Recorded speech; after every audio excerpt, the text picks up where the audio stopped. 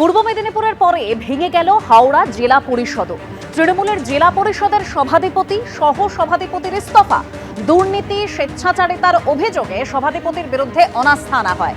তৃণমূলের 41 জন সদস্যের মধ্যে 25 জনের অনাস্থা প্রস্তাব। অনাস্থা প্রস্তাবে ভোটাভুটির আগেই সভাধিপতি পদত্যাগ করেন।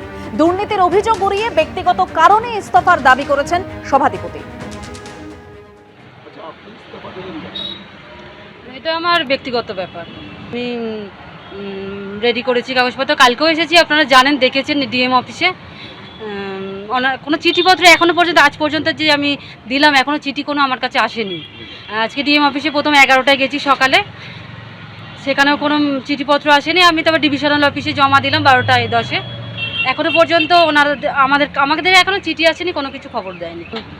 আমাদের যে জেলা পরিষদের উন্নয়ন যেন অব্যাহত থাকে, আমাদের জেলা পরিষদ সমগ্র হাওড়া জেলার যেন মাননীয় মুখ্যমন্ত্রীর যে উন্নয়ন যেন আরও ভালোভাবে হোক।